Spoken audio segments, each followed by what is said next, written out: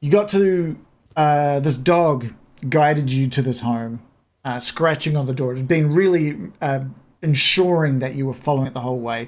It's a large dog. It's one of the sled dogs, and it looks like it had broken away from a sled, still with some of the leather strappings around its neck.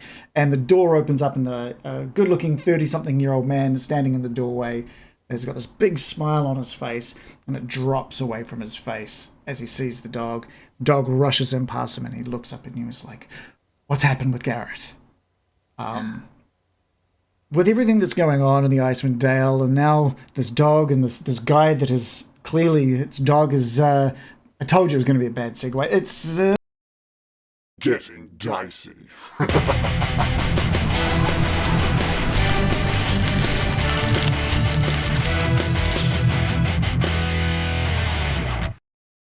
I almost sang my song, so it could be worse. I don't apologize for that one. I wasn't sure where I was going. I started talking and had no idea where I was going. Okay, before we get started, let's talk about your level up. Oh, that's me. Dandy, your level up. Let's talk about your level up. So last week we went through everybody else. Everybody else had sort of already had a bit of an idea where to go. I just dropped this level up on you, and you were like, "There's so many options, I don't know what to choose from."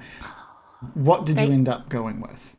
The rogues have some tasty options. They do. But I decided for funsies, and because it fit better than others with Dandy's character, I took Soul Blade. No, Soul Knife. Soul Knife, which is the psionic rogue. Yes, so she just happens to have like psychic powers, and That's cool. she's got magical knives, which she's kind of had since she was little. So she just thought, it was not a thing. So I don't know, when Harkness is like, "When did you start doing magic?" She'll be like, "Oh, this is magic?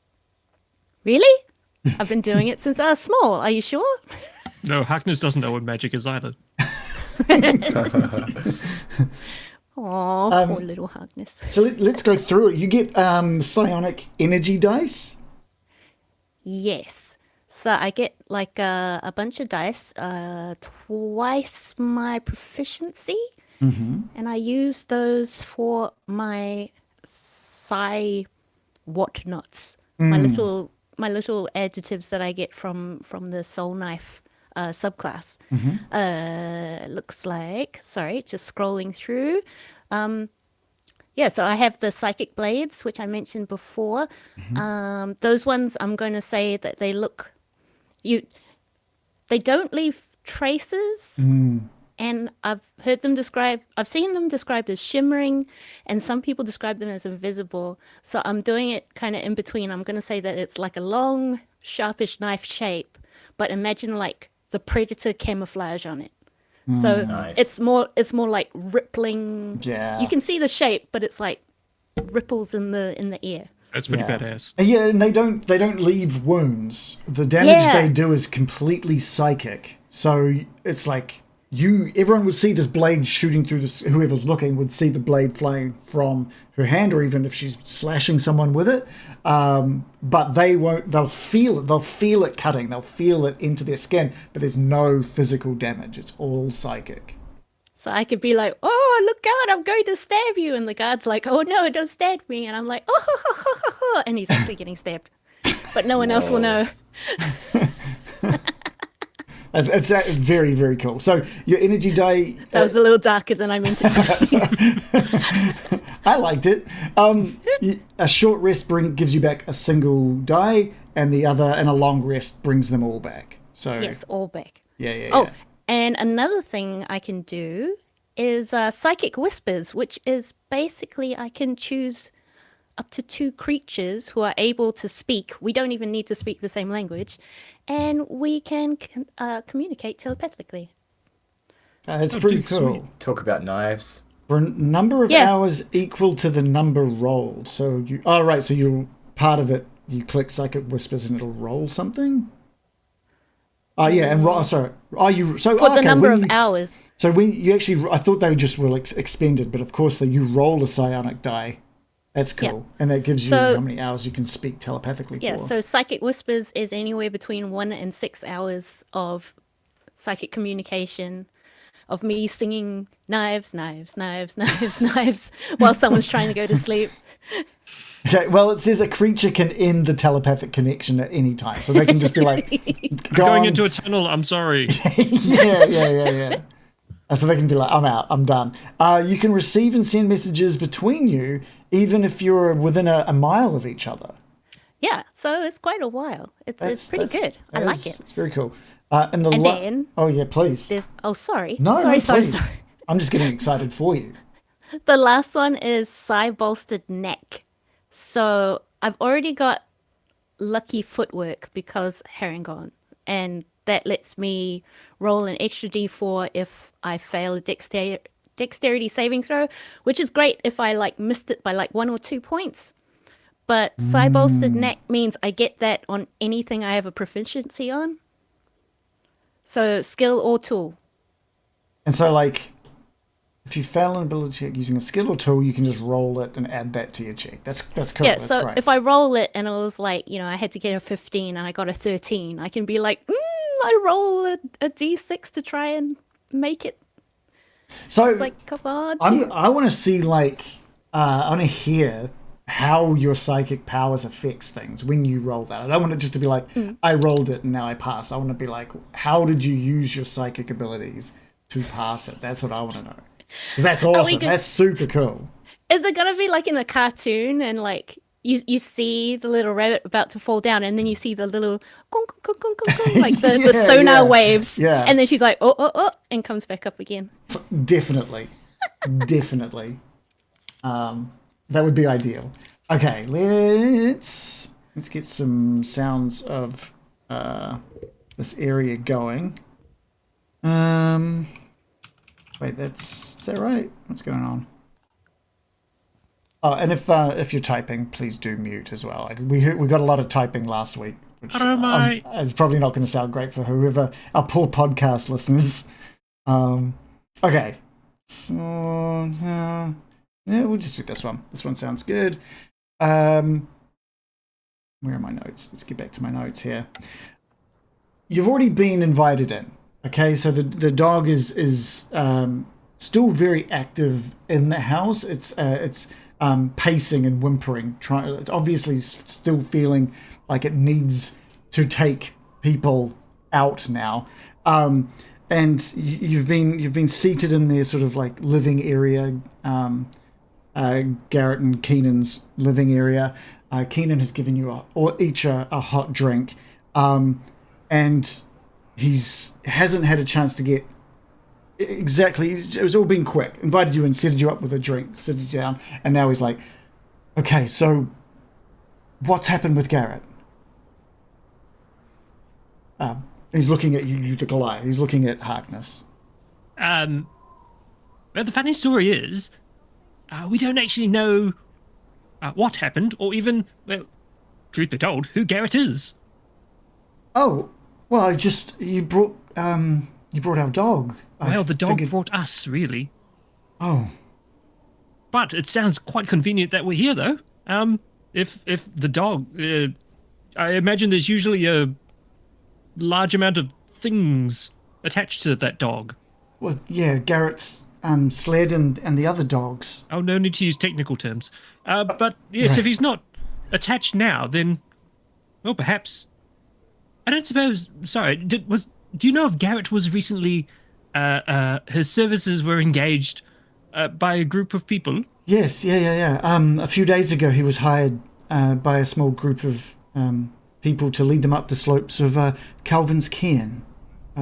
Garrett's plan was to take them to Caer Conig, the town at the foot of Calvin's Cairn, which is, just as a side note, that was where you got picked up by the dwarf back after you got defeated by Cephik. He had come from Calvin's, Caer Conig.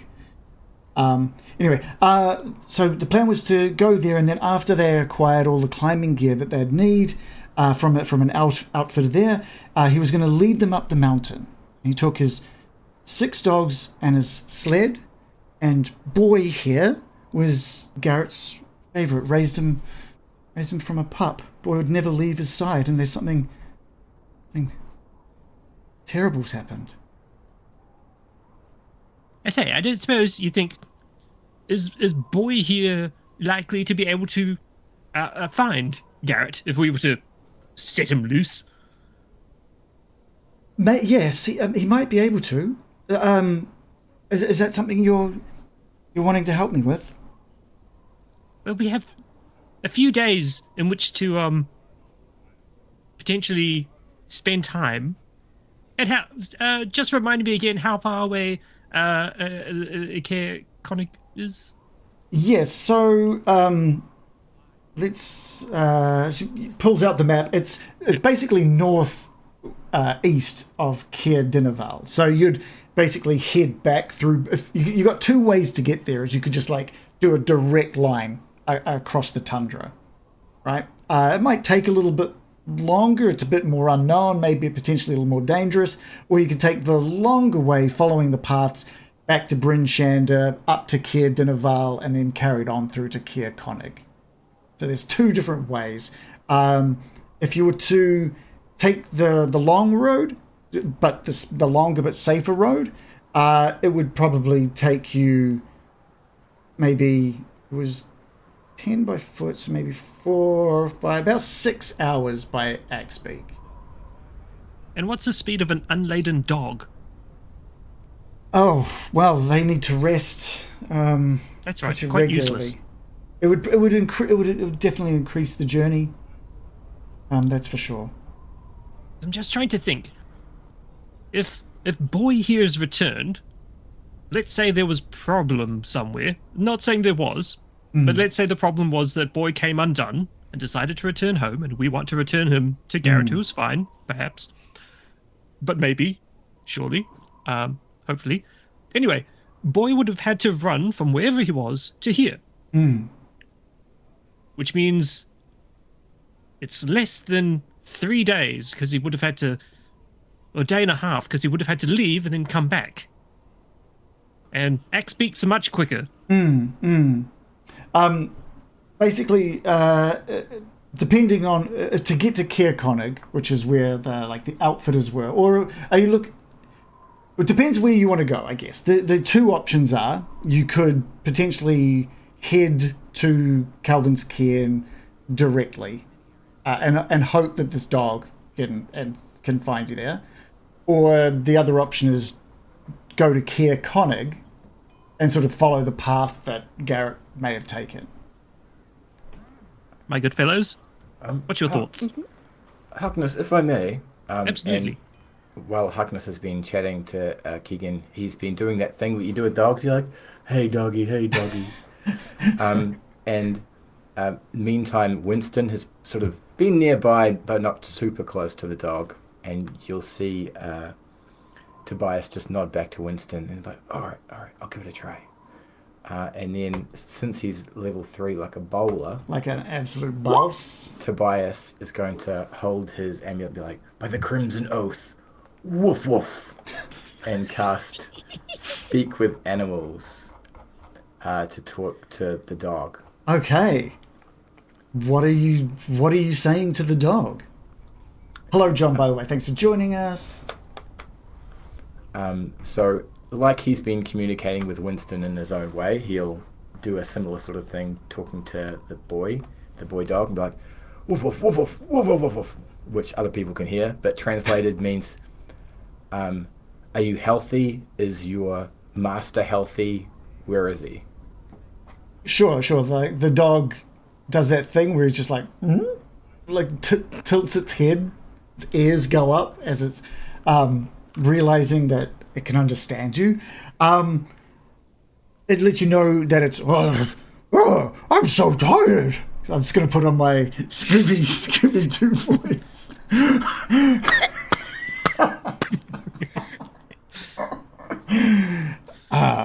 Yes, I'm not going to put on that voice. He can basically give you kind of the he lets you know he's been traveling for about like a solid day. He's exhausted, but he's got to save. Oh, I've got to save Garret. Oh, he's in trouble. He's all puffed and but it's still got that energy. But you can tell he's tired. Can you lead us there? Woof woof woof woof woof woof. He boy says he can definitely try. It depends. The weather's crazy. The weather is wild up here. I can try and follow the scent back, but it depends on what's happened with the weather. I'm confident of this creature's nose, team, but I think we should depart quickly. I'm just having a quick look. Maybe the dog can ride on my X-beak, and he'll just indicate to us which direction, so we don't have to tire him out again. He's pretty naked. Mm-hmm. We seem to have a wonderful rapport with him. Jolly good. Jolly good. Yeah, I'm quite surprised it wasn't too different to Weasel. Maybe the dogs and weasels are closer than I thought. I thought for another time, of course. So yeah, I guess Keenan is really interested in the fact that you've managed to do this. He says, "Look, I know it's a lot to ask, but if you could go up there, find Garret and his companions. I don't have money, but the owner of the Luskan Arms is a friend of mine. I could get you some free rooms at the inn. I'm also a bit of a scrimshander by trade and can give you some of my artwork, but you know it's not worth much. But you know, so it's the least I could do." I'm sure it's the right thing for us to do to find a fellow guide and adventurer. What do you think, Yannick? Aye.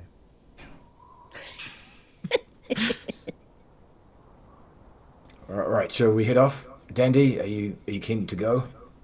Oh yeah, no, this sounds great. Leave it with us, Keenan. We'll take care of it. He seems quite calm, all things considered. And he says, "Look, I've got a lot of faith in Garrett's survival skills. I know, I can feel it that he's okay. But I don't know how much longer he'll be okay for. So whatever you can do, please just do whatever you can." The boy is up and he's kind of next to you a lot now. He's really now that he knows you and him can chat. He's just hanging out with you, Tobias. We have some of the fastest X-beaks in the land, so I'm sure we'll find Garret quickly. Cool. So what's the plan then, Tobias? Tobias will turn to the team. Guys, I reckon the direct path might be worth the risk to find a fellow adventurer caught in the weather. What do you guys think? No, it's a great idea. Let's go. When lives are at stake, we ride. Okay, cool. Tobias will chug the rest of his drink. Let's go. Yeah, great. Just smashes it down on the carpet. Aww.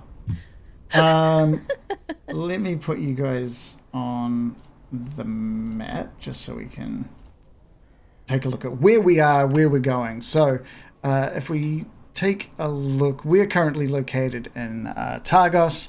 Where we're looking to head is the bottom of Calvin's Cairn. You've been close to there before when with the body of the headless body of one of the miners that you did the lovely burial ceremony with.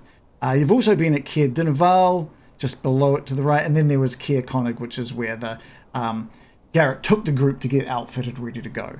So it's going to be, if you were to take the long way, about 8 hours. But I think if we're just going to go along the path and then cut straight across the tundra, you're going to be there in about 6. That's not too long of a journey. I'm just trying to remember. It's actually getting pretty late in the day. You guys were out fishing until kind of a little after midday. You traveled and got to Targos and had like dinner, and now you've found yourself here traveling through the night. You'll be traveling through the night if you leave straight away. That's okay. You're welcome to. It's just letting you guys know it's going to be very dark out there. It's going to be very except for the one person who can never sleep again solidly ever again. But yeah, you should be hopefully looking around that base of the mountain in about 6 hours. All going well. If there's no blizzards. Let's be off. Okay, great. Let me get a animal handling from everybody for these. Here we go. These for these That old chestnut. for the axe beaks.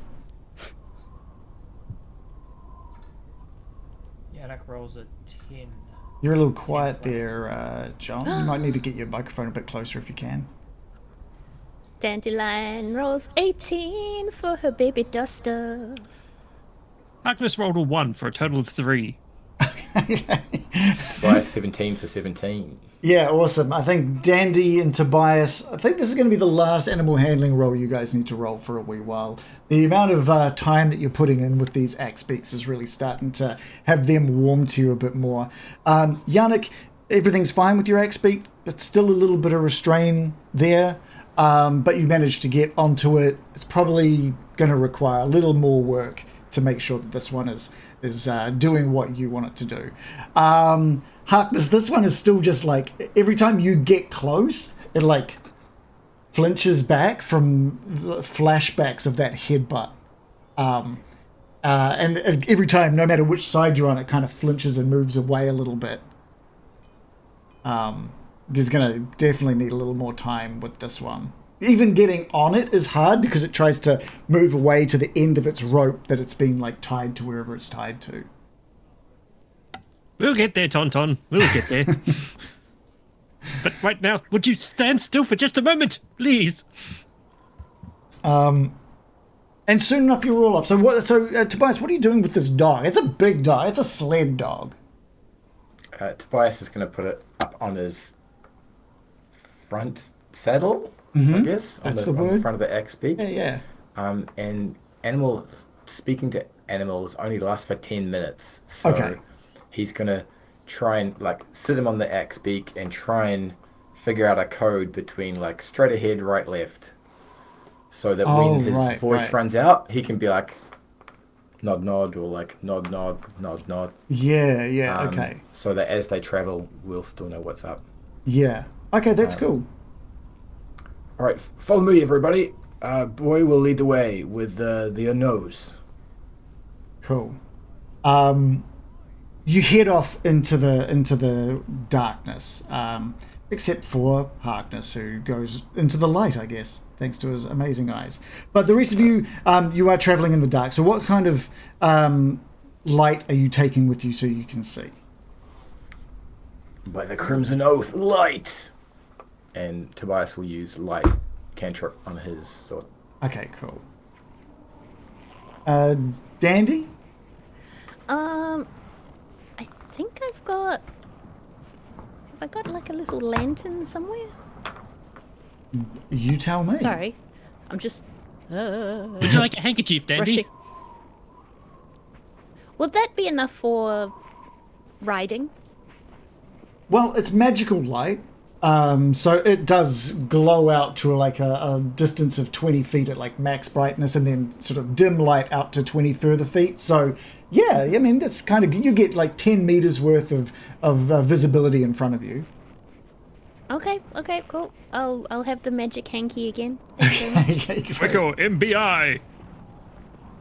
And yeah, it's while you do manage to light up the area around you, it is obviously the nuisance of the bright snow, the light reflecting off the snow as it comes down, and it's very hard to see. You follow the path for a wee while up around the edge of the lake, as long as you can before Boy sort of whimpers off it gives Tobias the sound of heading right. So Tobias, I'm assuming you're at the front of the pack here. Mm-hmm. Yeah, cool. Whereabouts are the rest of you? Really depends where Tonton goes. You're probably at the back, Harkness. Actually, we'll put Harkness at the back. Maybe the two highest rolls are at the front and the two lowest rolls at the back. I think that makes sense. So maybe Dandy, you're a little bit behind Tobias, using his movement and direction to figure out where you're going. It also means there's a nice bright light at the front of this crowd, which, even though you don't need it, Yannick, it's definitely helping. You can check out behind you, see what Harkness is happening with Harkness, who's trailing a little behind. He's trailing a little behind at this point. Harkness, can you give me a perception roll, please? I can. Roll. Harkness rolls a 2 for 10. Sorry, a 10 for 12. 10 for all 12. around. Okay, yeah, cool. So, you spot, you noticed it a few days ago as well. When you were traveling up to Tremorlane, there was on the lake, there was like a figure in the snow, standing there watching. And there's a part of your brain you can see you're about to move away from the lake as Tobias moves off to the east, and you look out over the lake once more, just out of you have that thought and you just check it out of just instinct. And there on that lake, amidst all of that snow, is a shadowy figure standing on that lake.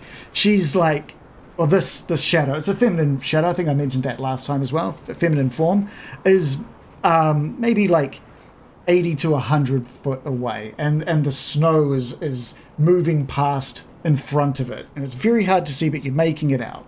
And it's, you can't see its eyes, but you sense it is watching the group of you. Can you all give me a perception roll, please?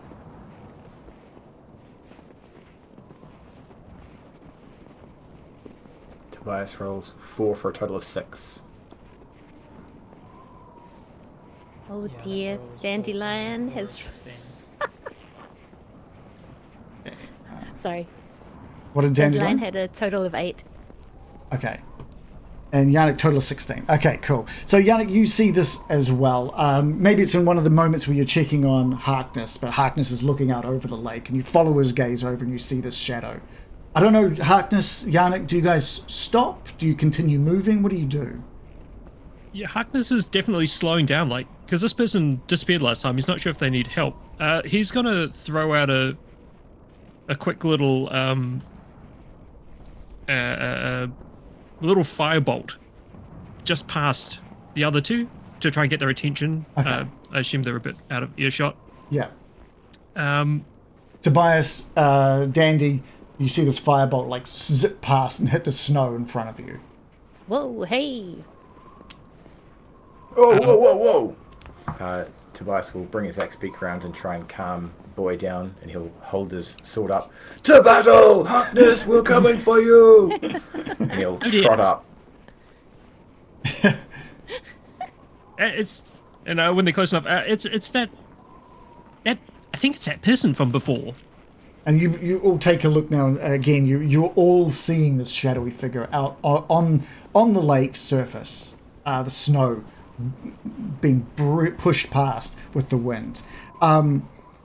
I wonder if it's that lady that Marta mentioned. Oh yes, the one with the red cloak. Harkness, you just feel like it's already cold. The furs you're wearing are pushing back the majority of what you're feeling, but there's on your side where you would hang or clip your grimoire.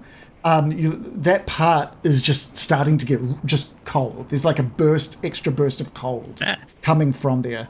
And you look down, and you see that your grimoire is like unnaturally frozen over. There's no reason for it to be frozen over, but it is now frozen over. And the wind kicks up, and little parts of that grimoire start flaking off into snowflakes. Oh, I don't think that's a feature. Biter 2, he's going to prestidigitate, try and warm it. Yeah, you do that, and it doesn't seem to do anything. Your leg or wherever it is above is warming, but the book itself is remaining frozen. And this voice manages to pierce through the wind. It's like it's already the wind's howling at this point, and this female's voice manages to pierce through this wind, as if carried directly by the wind to your ears. You're all hearing this. As your tome was given, shall it be taken away. The land acknowledges those who embrace the frost, not those who choose to fight it. You came seeking greatness, so go forth and do so.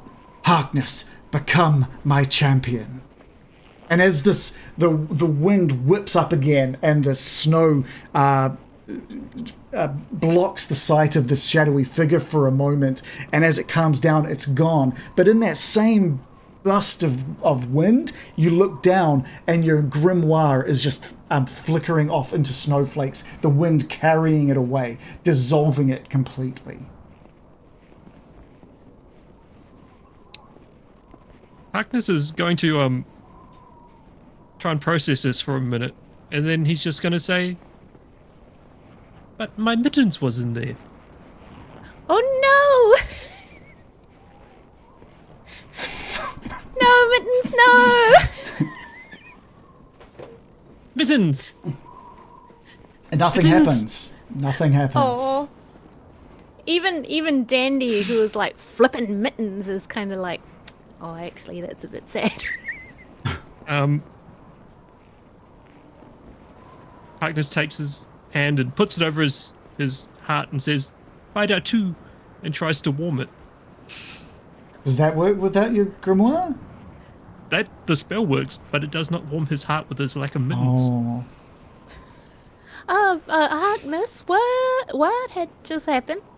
Are you okay? All part of wizarding.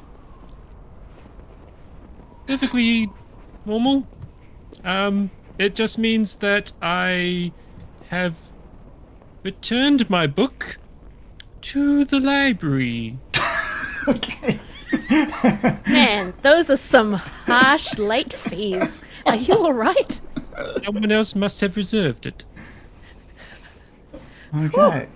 Did we just gain a great ally, or are we under attack? I'm not sure.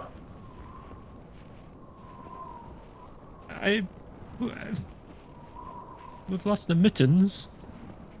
Oh my gosh. She called you your champion, right?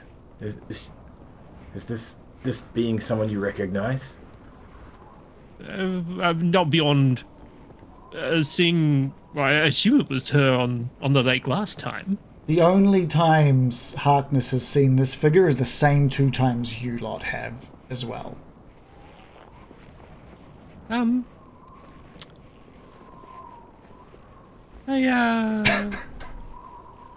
So she's not a friend of yours.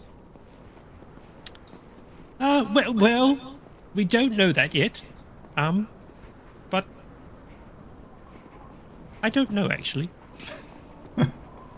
I mean, as I say, quite normal wizardingness. But unfortunately, I had a chill on the day that they spoke about female silhouettes in the mist and the impact upon one's championshipness. I think it was a Thursday, and I had been out late the night before. Can I roll Arcana to see if I can understand this better? I don't think anyone can understand Harkness at this point. Poor dear little Harkness. There's like a whimper from Boy. The same sort of right kind of whimper. Oh, well, I'm glad you're okay, Harkness. Let's go. Yes, okay. That's what I am. Shall we? You just cast about, just make sure that his book hasn't dissolved and then reappeared somewhere nearby. And if he doesn't find it, he's like, yes, let's whip then. Tonton's doing this really guttural kind of like it's laughing at your plight. How dare! Tobias will nod his head, and then Winston will scurry down his axe beak and then go over to Harkness and scurry up and just nuzzle into Harkness for a bit. Aww. Thank you, Winston. That's very nice. The wind drops just a little to remind you of your journey forth, and you follow Boy's directions away from the path to Tremolane and across the tundra towards the Dwarven Valley. You've been there before, the area where you buried I forgotten his name now, but one of the dwarves. And hours pass, and there's a little bit of there's a bit of quiet because I don't think people really know how to broach exactly what happened with Harkness.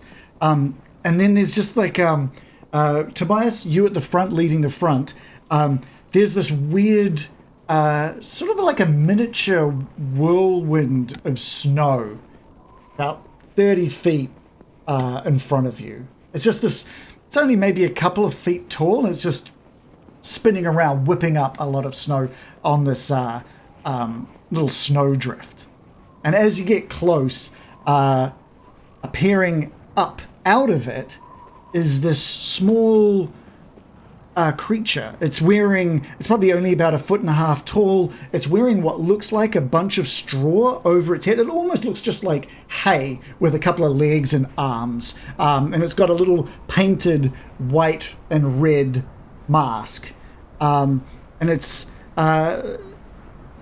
tiny hands, it kind of runs out towards as it sees you approaching on this axe beak, and you can see in its hands it's holding this little berry.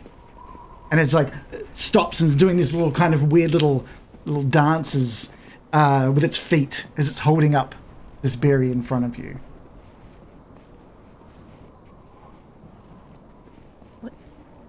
Is it? Oh, sorry. Is it facing someone in particular? It's just the leader. It's facing Tobias. And maybe when he notices there's more of you, he'll like quickly darts his hand into like the hay. This weird. I don't know if it's its body or if it's wearing this thing, and it darts back out, and it's got another berry in its hands. It's like got 2 of these little frozen little berries in its hands now. Yannick, is this local fauna or flora? Are you familiar with this creature? Yannick, give me a history roll. Fascinating little creature. A 18 natural. Yeah. This is like one of those things that you've heard about. They're called chwingers. Chwingers. They're very mystical, strange little creatures that you've only ever really heard stories about. This is the first time you've seen one. And all you know about them is they can be like made crazed by blizzards. That's and that if they're made crazed by blizzards, you cannot trust them. That's kind of what you know. I think it's a chewinga. I've never actually come across one myself, but if there hasn't been a blizzard in a while, it should be fairly safe. They do tend to go a bit crazy. Don't we all in blizzards? What a good little chap. And Tobias will reach down and accept the berry. It seems like so happy that you've taken this berry out of its hands, and it sort of makes this little high-pitched...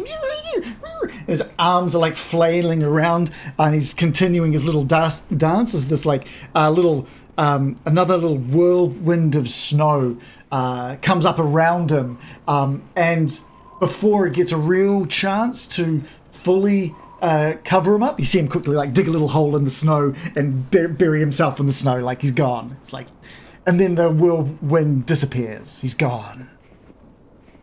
Tobias will take one of his rations and just throw it on the ground near the hole.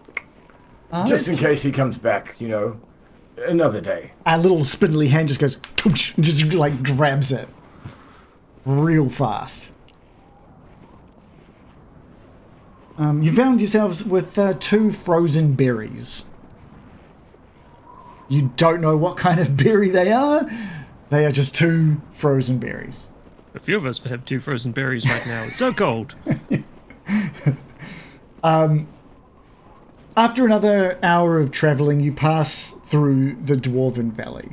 And you can see that there's clear evidence of Dwarven activity, including some tracks that lead up to tunnels carved into the what you can imagine would be the valley's openings to these mines.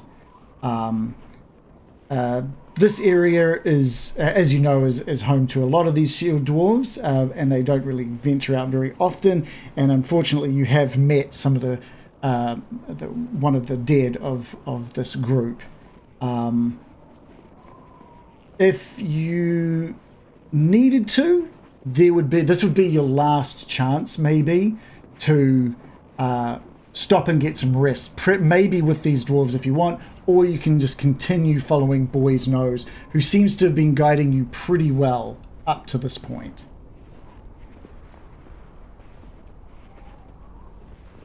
What do you think, team? Should we take a quick rest or press on? I'll have Mitten scout to... Oh. Disregard. My health is looking okay. I'm happy to press on if you all are. Okay. I haven't been too concerned about the dark and wild, so... Cool. All right. You push on. The boy continues like sniffing and giving Tobias little signs to hone the direction. And you can see Calvin's cairn. Even though it's very dark out here with the wind, you do see the shadow of Calvin's cairn in front of you. So you're definitely on the right track. And it's not too long before you reach what could be considered the base of the cairn. You see 2 tents pitched in the snow near this icy outcropping that acts as a natural windbreaker. Between the tents is an overturned sled. Still harnessed to the sled are 5 whimpering and howling dogs. Let's take a 5-minute break here, I think. This is a good time to take a 5-minute break. And we can get into that once we get back. John, hey, hi, how you doing? I noticed there's a bit of echo with your setup tonight. Yeah, my headphones are not working, so I'm just gonna go get Okay. pluggable ones. Hmm. 326. Cool, sounds good. Gar says Yannick is still pretty quiet. I think we'll get that resolved once he gets his headphones. We didn't get a chance to fully test his audio, thanks to whatever kept him from being able to join us at 8. But we'll get that sorted. Yeah, and Christian's run away. We can't talk about his poor book. Fair, it's fair. No, Mittens, no. And you've met your first Chewinga. Let's guess on how to spell Chewinga. I reckon there's at least 5 consonants that prefix the word. Yeah, it'll be like PTCHP and then winger, I reckon. Well, you got the winger part right. Yeah, What do you reckon, Moj? I do like the PT, like pterodactyl, Yeah. and the CH straight after that is nice. The sound. You're getting pretty close. Is there an apostrophe? Because I know There should D&D be. and they really like apostrophes. There's surprisingly 0 punctuation. What? I know. Missed opportunity. Yeah. Maybe it's like yacht. There's a W? An There extra is- W? Oh, there's just the one. Oh, okay. Yeah. You get the final guesses now. Oh, what's the question? How to spell Chewinga? Think nonsense and then spell it. Or don't. Maybe it's spelled exactly how you think it's spelled. maybe. Did we do CHUWINGAS? No one said that specific No sort one, of letters. including Wizards of the Coast. Correct. That is correct. Okay. Yeah. Wait, I'm not the only one having massive, like, Wayne's World flashbacks every time you say Chewinga, eh? Chewinga. It sounds like a fantastic snack. Like, oh, can you just pass the packet of Chewingas? It does actually. It sounds delicious. It sounds like almost like twisties. I feel like they'd be Yeah. like twisties. You guys had heard of Chewingas, right? They were mentioned by the was it Talia or whatever it was, the one that was excited about the notes about the lake monster. Tali. Oh, I'd forgotten that bit. Episode 8. She gave you some info. She mentioned them because she was so excited about all the different wildlife here in the Dale. But okay, so your final guess for Chewinga? Mine is TCHWINGER. You're close, but yeah, you're very close. How about you, Moj? I'm gonna put a U in between the CH and the W of what? No? No? So it's the New Zealand accent's tripping you up. Normally, if it ended in an ER, you'd say like because like winger, right? But it's this time it's tripping you up because it's NGA. It's ends in an NG, like INGA. And the chwa is just CHW, nice and simple, Chewinga. Chewinga. But it's pronounced Chewinga. So I was close, but I put a U in that wasn't necessary. Yeah. Ugh. Okay. Yeah. Adding a couple of U's. It should have been an apostrophe. It should have been. That's how I think it should have been. But they just didn't do it this time. I realized I'm really gonna have to make some adjustments now that you guys are level 3. I think. I think. You're going to have to we- tone Sefik down. Didn't say that. Turn down the high beams. Yeah. They've already turned all the way down on poor Sefik. He'll never experience a cold winter's day. That could be his ultimate weakness, right? Maybe they only showed themselves on a nice hot summer's day. Oh, yeah. It's like inverse. He's like got albinism for his nipples. Okay, yeah. I think that, yeah. Means his nipples are more like Albanese, Yeah. PM of Australia. Is he still the PM? I think so. His think so. nipples are from Old England. What is happening? That's his backstory. We've solved it. Binga binga boom. He's a bodyguard for Torga. Yeah. I got to remember the name. Do we remember the name of the dwarf who lost his head that you buried? Ubok. Was it Ubok? I thought it was Ubok because then Storn was the guy that saved us. Yeah, that's right. That's Yeah, right. Bok. Ubok was the one. Ubok, doop doop da doop. I was thinking more like, is it Ungbok? That awesome Oh, yeah. Ong Bak. Thai Ong fighting Bak. movie. Yeah. That Actually, sounds good. Ongbok? Is that what it is? I was thinking of the non-Newtonian fluid Oobleck. Oh, yeah. I was thinking of Teenage Mutant Ninja Turtles and like a sidekick to Rocksteady and Bebop. Ubok. My brain What doesn't animal work would he properly. be? Maybe like a pig. Just a There's farm already pig. got a pig. There's already- Oh, there's just regular pig. Just a normal, not even like Yeah. a man pig, just a pig. Not even special, just a pig. Aw. Can't talk. Not using. Just a pig. It's like Spider Pig. Yeah. Less spider.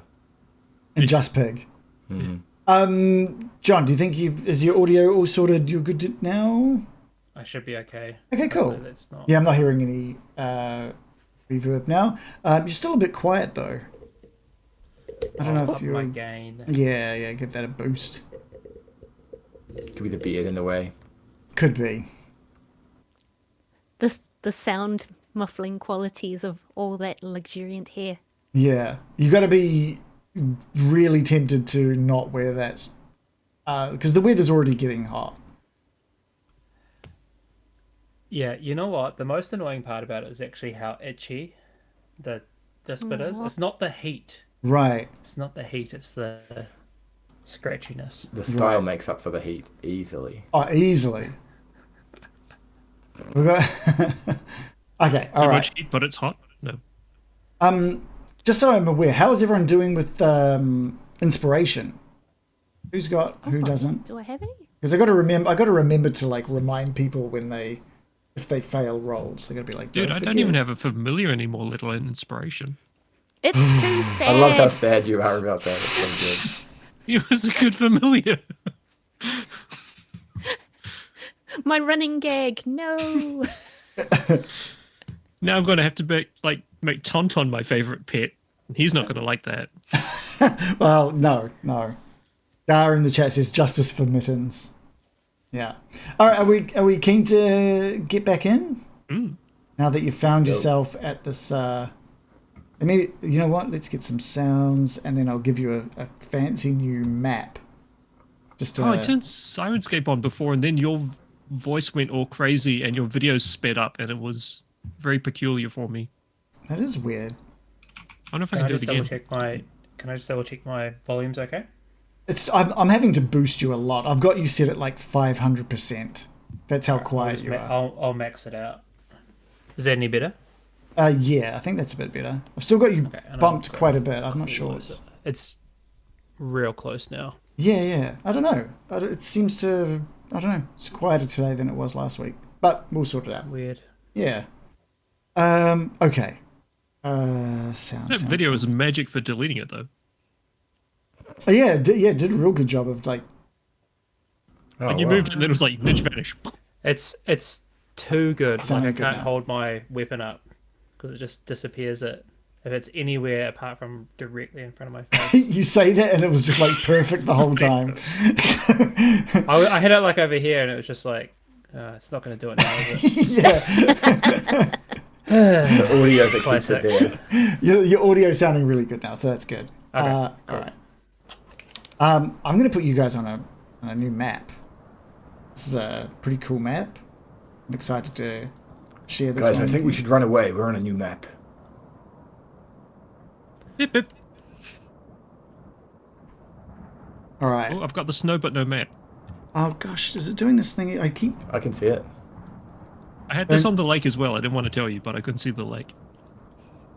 What is up with your token? I've got vision. Oh, it's really strange. It keeps forgetting that your token is associated with your character. So Oh, that's a cool map. now you should see.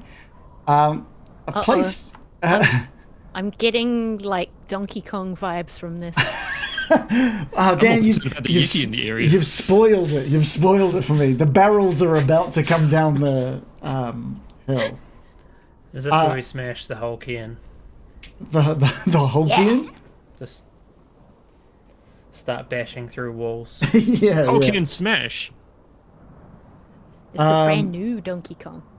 Let me just read a little bit more. Yeah, so you've found what must have been base camp for Garret and his crew. This sled is overturned. 5 dogs are still trying to tug away from the sled, and they're whimpering and howling. They see you approach, and instantly shift focus over to Boy, and Boy jumps down off your axe beak, Tobias, and over to the dogs just to keep them company, maybe just to reassure them. Great job, Should boy. we untie these dogs? Yeah, And perhaps feed them. yeah. I'll be Please hangry. tell me what you do. You just tell me what you do, and we'll do it. Yannick, how do you work these things? So Yannick's going to jump down and try to calm the dogs, use his knowledge of sled dogs, and sort of offer some food and like just be really gentle, just like, it's okay, boys. Hush. They seem very friendly, but they're clearly cold, hungry, and wet from the snow. We'll get you out of here, and I'll start unlinking them from the sled. Yeah, they start eating as you sort of one by one make your way around, unclipping them from their sled and from their restraints. Agnes is going to bite some blankets up for them, a la Goblin. Oh yeah, no, okay, cool. Yeah, you created some nice warm blankets, and they are. Then after eating, they do find their spot down onto these blankets and just sort of rest. You've positioned it next to that natural windbreak as well, just to keep them away from the weather. And all you've left now is this overturned sled. I'm just trying to see if there's anything else. Boy is like sniffing around the sled as well. It looks like he's trying to find a scent.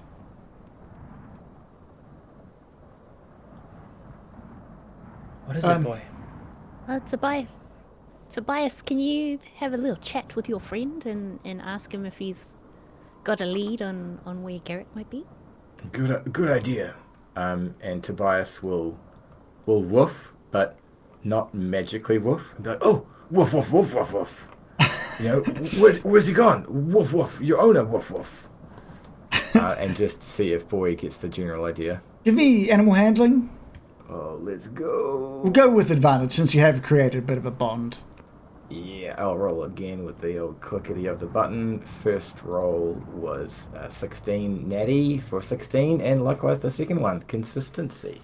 Okay, great. Yeah, he gets what you're saying, and he just continues sniffing around the sled and slowly sniffs sort of further and further away from the sled and is sniffing sort of off on what doesn't look to be like a natural track of any sorts. Just it says been snowing. It's all covered over, but it looks like he looks up at the mountain in front of you, looks back at you, and kind of looks back up as if he's found a scent for probably Garret. All right, guys, if you're ready, I think we've got a trail here. I think we should be ready for whatever entangled Garret to not get back on time. Just double checking, if there any sign of struggle here at the camp, or really just that Boy got loose, knocked over the thing, and ran away when no one came back? Give me a investigation. You're all welcome to give, if you're all joining in to try and figure out what's happened here. Please do give me an investigation roll. I wonder what happened here. What do you all think? Oh, good thinking. Net 19 for Tobias. 8 for 9. 6 19 plus for 2 Dandy. for Yannick. Okay, so Tobias and Yannick. Tobias, you notice that the dogs had managed to get to some sort of small crate that was on the sled. Maybe it had broken in as it toppled over, found itself in this state, but it had been broken open. And it looks like it had some sort of food in it because there's like remnants, and I guess whatever was in there has been eaten by the dogs. There appears to be another crate that's stuck under that sled. And Yannick, you've noticed there's like startings of tracks, but and they are sort of leading towards where Boy is now sort of waiting for you all. But the tracks themselves have just been completely obliterated by the wind. But thankfully, thanks to Boy, I don't know how exactly you would have done this without Boy, but he seems to know exactly where you should be going and is waiting for you. I think Boy's on the right track. We should just follow him. Mm-hmm. Indeed. Cool. Yeah, you continue. You follow Boy. You get close to Boy, and he takes that as an acknowledgement to get going, and he starts sprinting up the side of this mountain. It's I can't state enough. It's very dark. The wind is really kicking up here as well, which is making it hard to see, despite the glow coming from the sword and the handkerchief.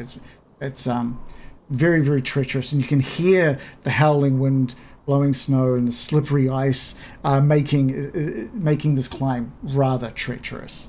And after a half hour of following Boy up between rocks and up the side of this mountain, you see 4 mountain goats perched on this large rock formation right in front of you. Something you're going to need to navigate around. They see you and they like bleat loudly. Oh, they make it look easy. Yeah, they're like doing that thing where like their 4 little hooves are like right on the top of like the tiny little tip of a rock. One of them's like just on the edge of a rock face, just chilling out, chewing. Leaning nonchalantly. Yeah. They don't care about gravity at all. It's failing of the education system, I'd say. Tobias will loose Winston to follow Boy nice and close as he runs ahead. Yeah, what's the order that you're taking?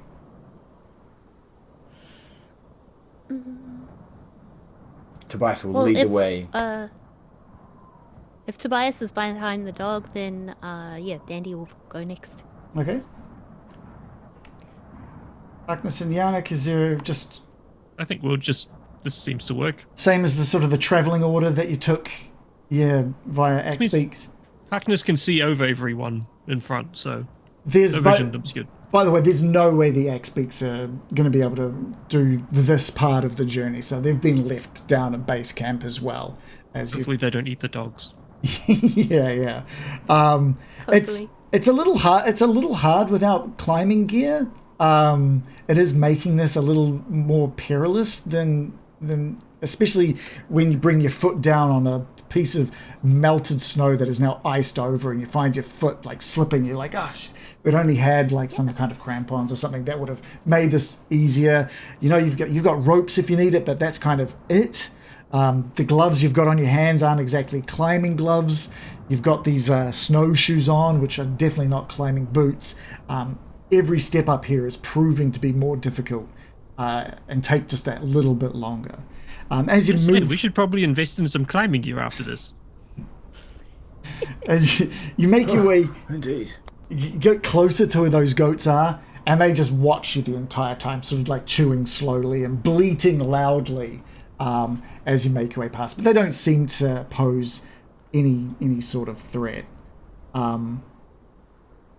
Hundreds of feet up the mountain, you continue on, and you come to this glistening white expanse of packed snow. As you get about halfway across it, you hear just this loud crack from higher up in the mountain, following by this rumbling noise that just picks up and the ground starts to shake. And you look up. I was going to say Hark just looks up. He's probably the only one that can see the light in this kind of distance. You just see this cloud of snow appearing on the mountainside, slowly getting bigger and bigger and bigger as it approaches. You've got yourself an avalanche coming your way. Oh, Oh, I say fiddle-dee. that doesn't look good. This brings us to another new sort of mechanic called avalanches. We've done blizzards, but now we Aptly have named. avalanches. All right, so we've got the order. How far apart are each of you as you guys are making your way at this part of the mountain? I like to think it's reasonable that we would have tied ourselves to each other, seeing how we did it inside of a cave as well. Like, we're Yeah. not complete noobs to walking, Okay. if other people are agreeable. No. Yes. Yeah. And we wouldn't be too far away from each other because visibility is pretty poor, right? Well, Okay. Well, what I'm going to need. This is interesting. This is new for me as well. So we're going to try and make this this work. We're going to bring up the initiative tracker. I just need everybody to roll initiative. So click your tokens, roll initiative. Easy. Tobias rolls a 9 for 10. Okay. Ooh, 16 for rolled 17, that Harkness. turned into a 23. Yeah, So- 9 for 10. There's really only one thing that you can do with an avalanche, and that is outrun it. At the moment, it looks to be about 500 feet above you at this point. traveling pretty quickly, to be honest. So we're going to start... since you guys are all tied together, it's going to be...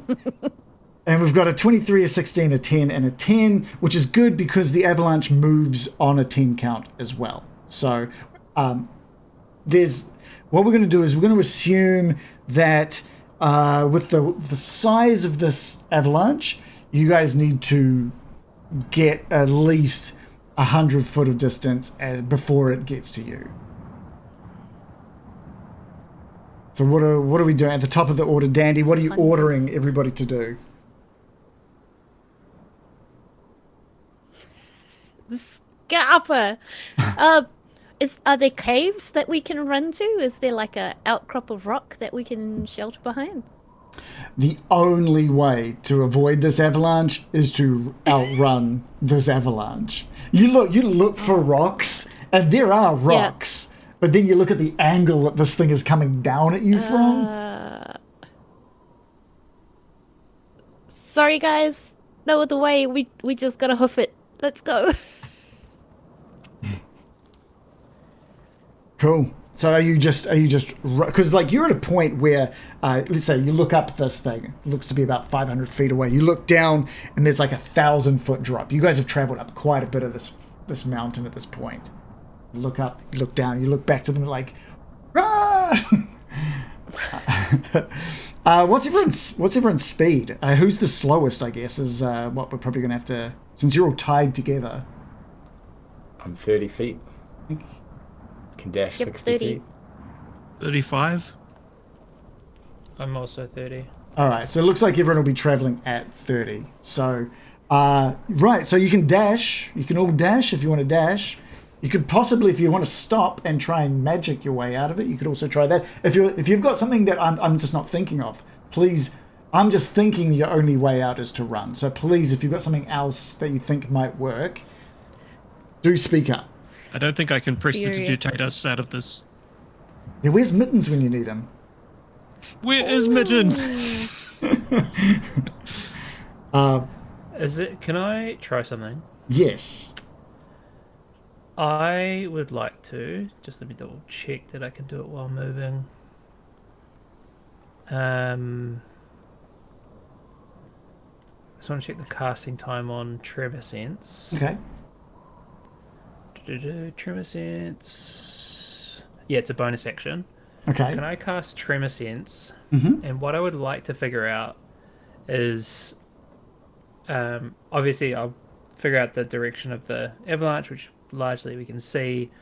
But if it's gonna, like, if there's any like advantageous route we could take, if I know sort of the way that the mountain's shaped and the path that the avalanche is likely to take. Right. Can we get to a better, like, maybe I can direct the team to be like, down this way. Okay. And away from the path of the avalanche. I like that. I like that a lot. Yeah, you like quickly cast Tremor Sense, and you're getting a feeling for the mountain under your feet now. The rumbling of the snow falling above you is sending through vibrations of the layout of the rocks, like beneath the snow and the shifting of the snow. And what I'll allow that to do is gain you basically an extra 5 foot per move, so a total of 10 foot if you're dashing. How does that sound? Just as a means of finding the right, like you're shouting out over the sound of the wind and the darkness, like your right foot there, your left foot there, like kind of like hitting the right beats and the path to go down. That makes sense? Great, thank you. Cool. So, yeah. Can I also know, and this is up to you, it doesn't specifically say it, but it says that you know whether the stone's natural or worked. Can I know if there's any stones that are particularly high in like metals? Like if the like a rock is particularly rich in iron, for example. Well, I mean, yeah, you're part of Calvin's. You are in Calvin's cairn, which is where the mining for all the iron is. So there will be somewhere beneath you some iron filled or iron rich stone. What are you trying to do?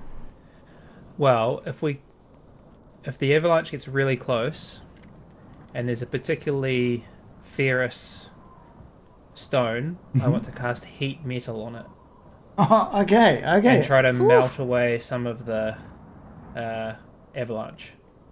Okay, but that's an action, yeah. That would be an action.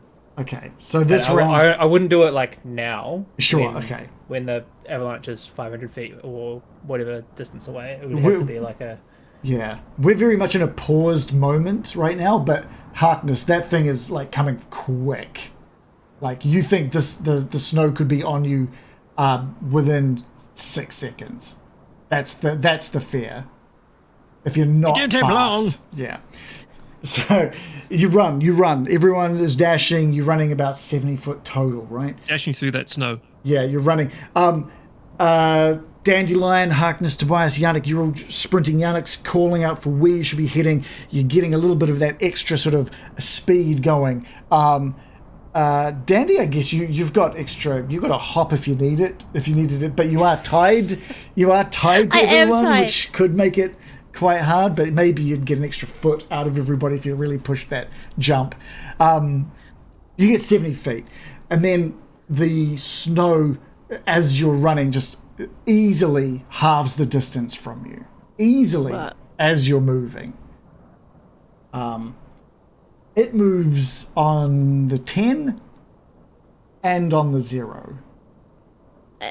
And it hits kaboof, with Harkness at the back. The rest of you have managed to just get out, but it hits Harkness. Yes. Can we yank on the rope? Well, he's probably yanking you on the rope with the force of a... it depends. He's going to be moving like 100 foot really soon. Oh, well. Real soon. What do you guys do in the split second that this avalanche hits? Tell me, and I might change my mind on what happens. Meanwhile, Harkness, you're like blinded by the snow. Finally, you can't see anything. It's pitch black. And your arms and legs are completely restrained from the weight of the snow that's hit you. I think because I'm closest to Harkness, I think I Do that. see him get hit and just grit my teeth and just wait. Well, I'm still trying to move away from it, but Yeah. he's only a couple of feet away from me. We're gonna get To quickly cut the rope. smashed. Just cut that. Tobias, is there anything you can think of? Tobias will just move a little bit closer to the group and maybe just try and get a nice breath of fresh air before he gets it knocked out of his lungs. Harkness, can you give me a strength saving throw? I mean, not actually something he's good at, but sure. Why would a Goliath be good with strength?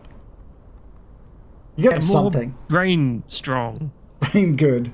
Rolled a 15 total. I will say meets beats on that one. You're good. Yes. You're Yes. good. You take that hit, and as much as it hurts, you just it doesn't hurt as much as you expected it to hurt. You're kind of bracing for it as you saw it come down, but you are like pushed off your feet. Dandy, is there anything you want to try? Is there any kind of rocky outcrop that I can jump to that will get me out of the way of the avalanche? With Like if I cut the rope? if you cut the rope, sure. Okay. I'm gonna cut the Psionic rope blade. and How'd that happen? it's definitely like a very stressful moment, in which case it would manifest quite easily. So yeah, she's looking around and there's a big avalanche coming, and she looks at everybody else and it's like, we stand a better chance of surviving if there's at least one person who can come and dig us out. So she cuts the rope and jumps up as high as she can onto an outcrop. So that's using my... Where are you? My little bunny hop, I think it's called. Yeah. Where are you? Rabbit hop. Jump number of feet equal to 5 times your proficiency bonus. Yeah. You jump, Tobias. You just see, Hui. you see Dandy leap out in front of you to safety, but you're not sure if she's moving forward or you're moving backwards. But that is answered pretty quickly that it's both. You just get whipped back. So do you, Yannick, as Harkness gets rolled up into this avalanche and down off the edge of this mountain. Can I get strength saving throws from both Tobias and Yannick? Can I also coming, Mittens. Can I get a D10 from Harkness? Oh no! And I'll get a D10 from Yannick as well, please. Yannick rolled a 18 plus 3 for 21. A 6 from Harkness. Just before I click my saving throw for strength, can I just call to Winston and be like, Winston, go long! And he's going to throw him like a good iron ball. I'll allow it. Try and get across the crest of the avalanche. Yeah, sweet. Absolutely. Go! He even manages to land on part of the avalanche, but he's light on his feet and just manages to bounce off it and sort of stand up next to where Dandy is. 12 for 14. Spread yourselves out.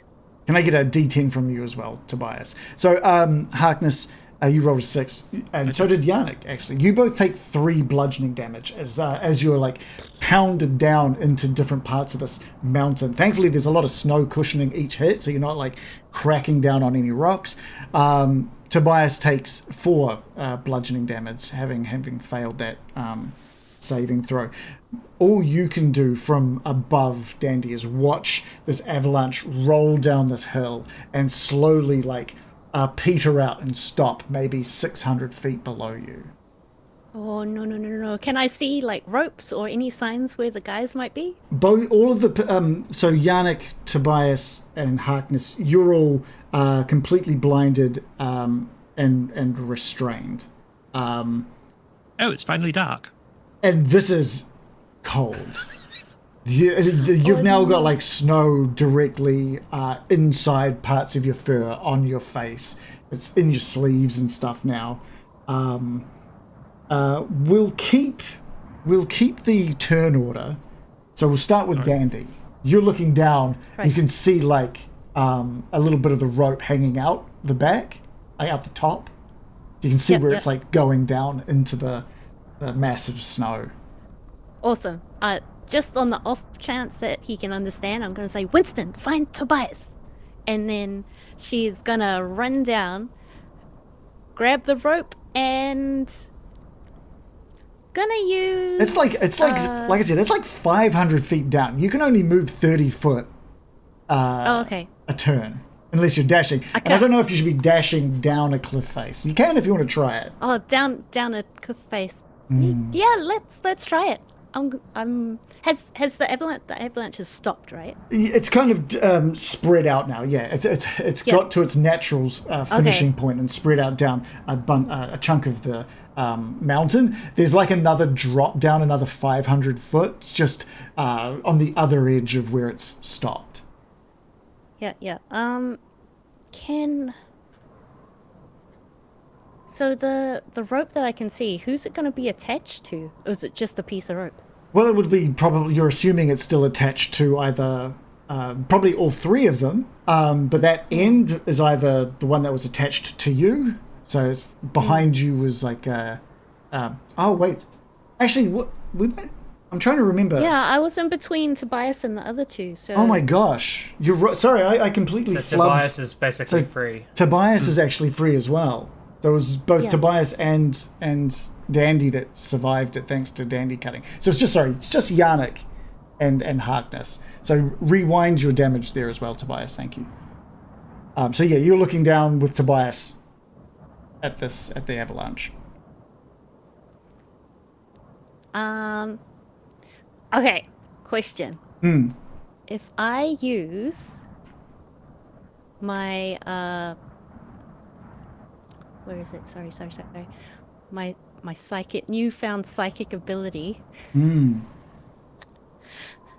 If I can find it, where are you? Will it be able to tell me where they are? Like by turning my head, can I feel like there's psychic waves coming stronger from this direction rather than that direction? I don't think that's an ability written anywhere on your character. I'm sorry. Watch out. You could have created a connection with them using your psionic link beforehand, but no. It's low brainwave activity. Yeah, it's cold. From Yannick. Because they're within a mile. They're within 1 mile. You have to see them, right? Isn't your thing like you have to create the link by yeah. seeing the people? Yeah. I could see their rope. Okay, no, Yeah. I'm gonna dash. Dandelion forgets herself and dashes down towards the rope. Give me, because you're going down like this mountain. Give me either an acrobatics or we'll go with athletics. I think athletics is probably going to be the more likely one. You're going to need a bit of strength to get down. Okay, come on, Dice, be my friend. Oh, it's a 4. Can I use my inspiration to Do you have an inspiration? Yeah, you can totally use inspiration. I do. I have 1 inspiration. Okay, please roll again. All right. Wait, do I have inspiration? Hang on. Do you? Which one is inspiration? When you've got red stars or Red empty stars means you have Must it. be red stars. Yeah. Okay, cool. Okay, I'm gonna use it again. Okay. Come on, athletics. Okay, reroll. 13. Okay, great. 13? Yeah. You manage. You've got a lot of your heart's racing. You're trying to get down as fast as you can. You manage to descend like 60 feet. Right. There's still like 400 plus feet away from you. Tobias, over to you.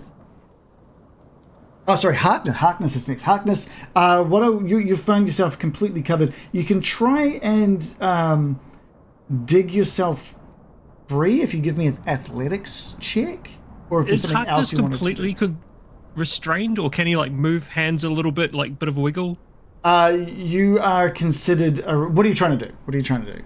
He's gonna like he finds his hands moving as his eyes cross under this pressure and cold, and he is just gonna find that he said, like, not even sure where it comes from, but he says Dordegeram as he casts Sacred Flame on himself.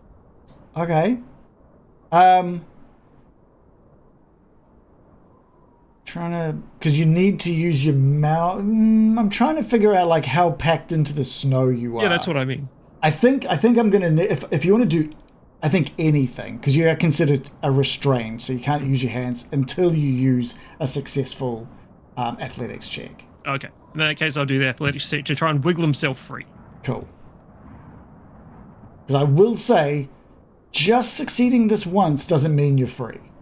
Do I count as grappled? No. Okay, just checking. No. There is no one grappling you. The earth? I rolled a 8 for 9. You are unsuccessful. You're trying to wiggle free, but you're finding yourself completely stuck.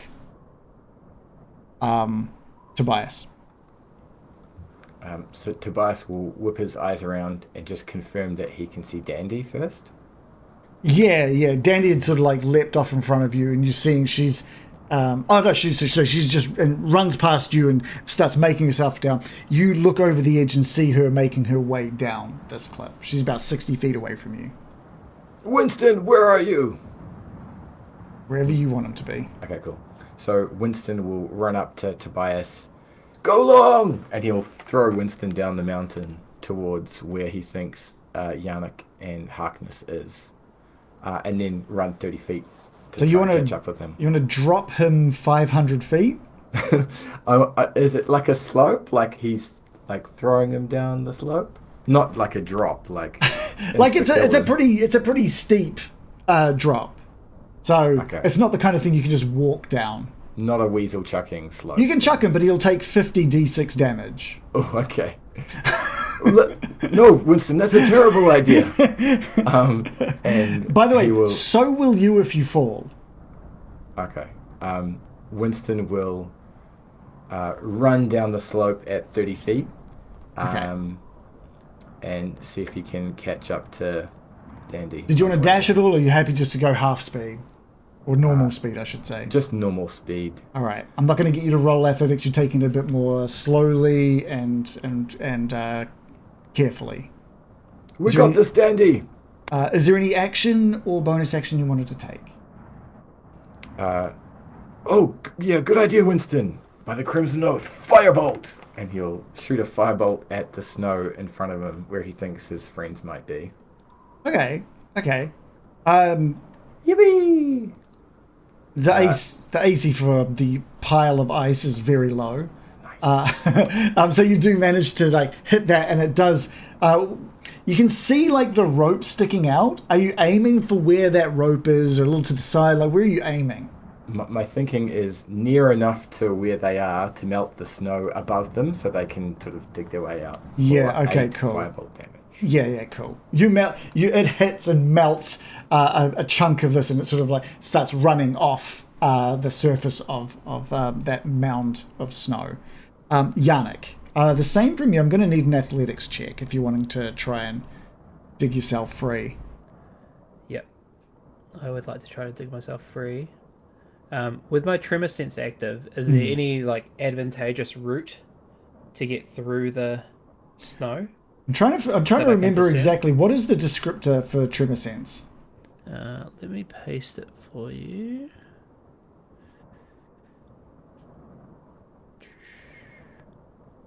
I'm trying to just remember, like, you must be on a stone surface. You are not currently on a stone surface. Okay. Yeah, so no. All right. Athletics. It would be much worse if you were indeed on a stone surface right now. That would have hurt a lot more. Oof. That is 5 plus 3 for 8. If you've got an inspiration, you can re-roll if you've got one. I do not have an Okay. inspiration. All right, we'll go back to the top of the order with Dandy. You're 440 feet away. 440 feet away. God damn, how do I get closer faster? Oh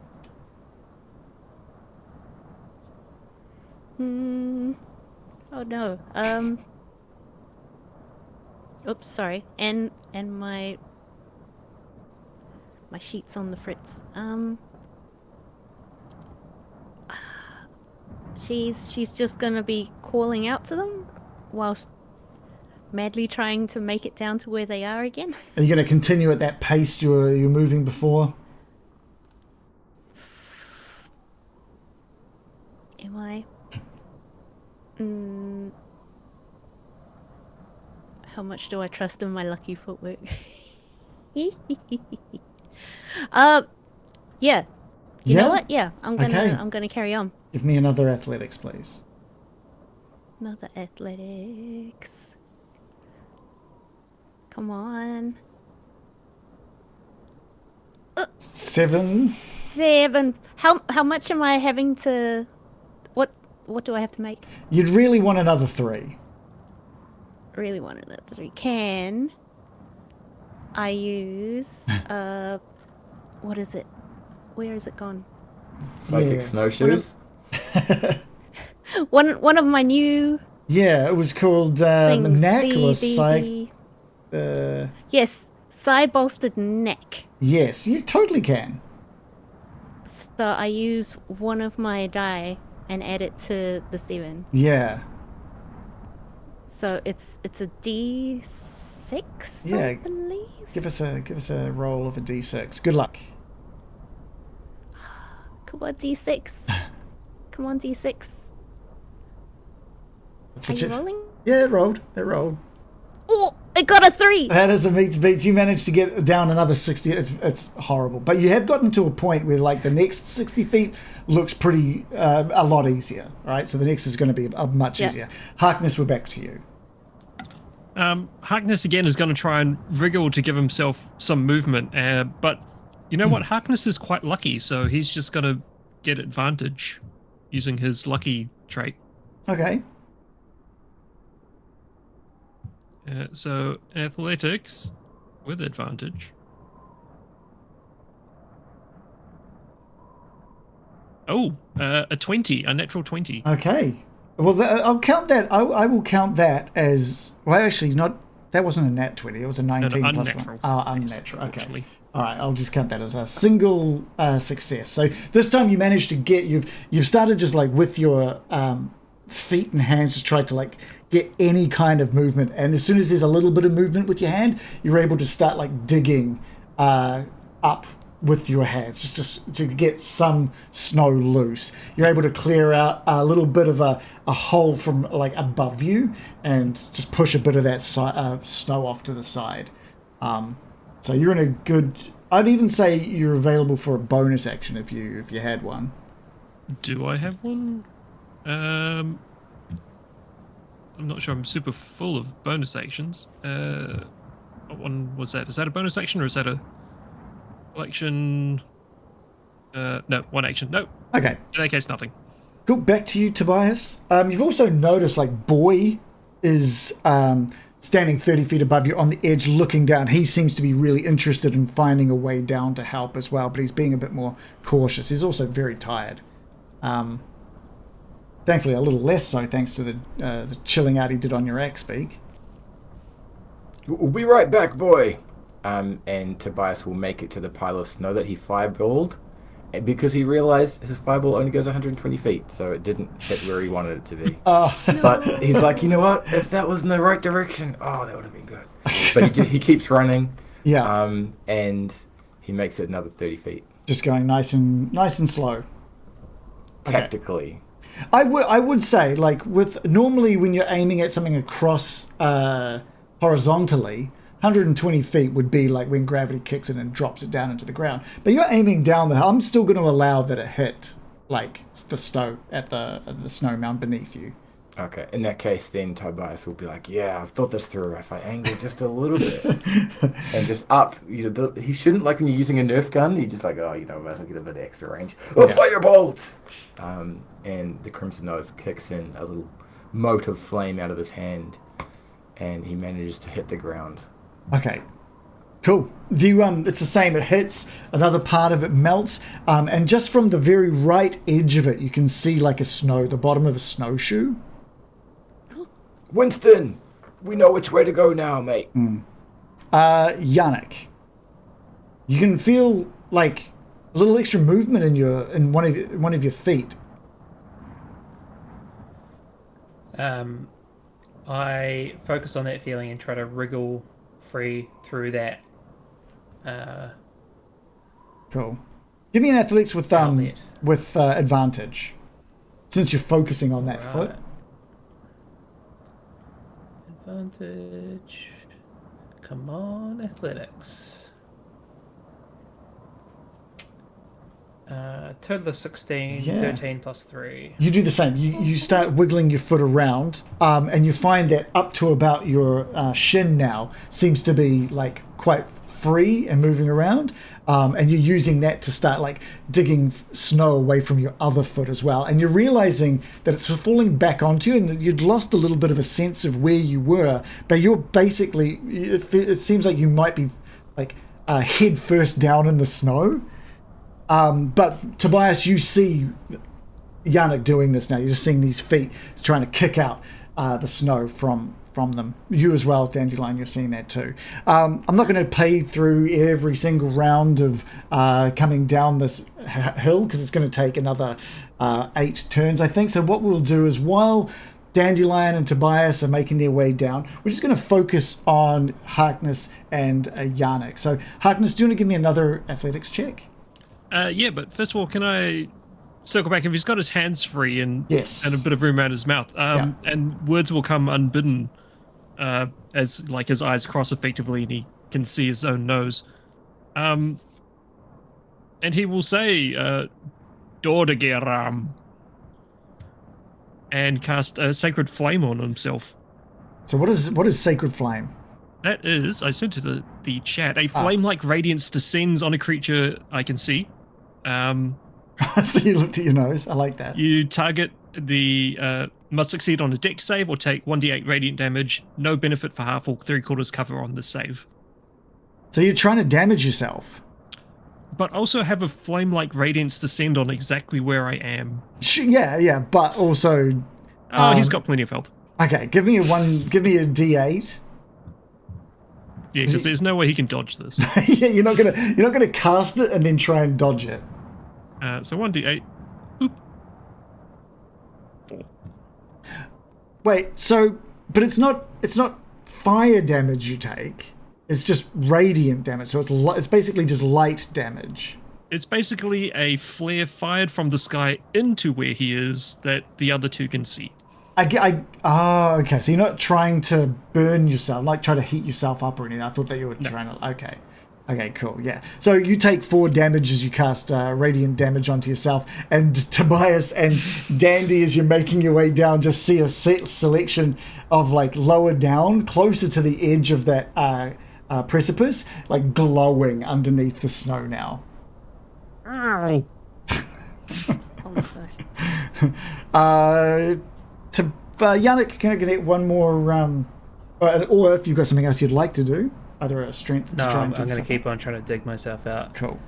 Do I still have advantage, given I know my general direction now? Absolutely.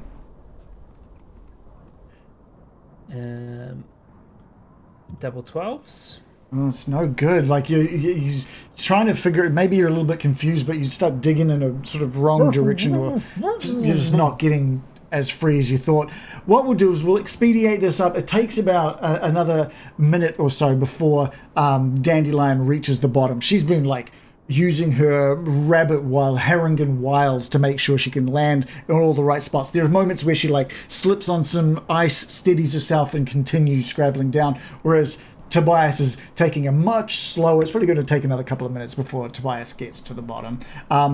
Both you, Harkness, and Yannick, you've managed to be able to make it very painfully aware where each of you are, and you've managed to also continue digging parts of the snow away. And as Dandelion gets down to you and starts digging, who are you going for first? Where you've seen Yannick's feet, or where you saw the glowing of Harkness?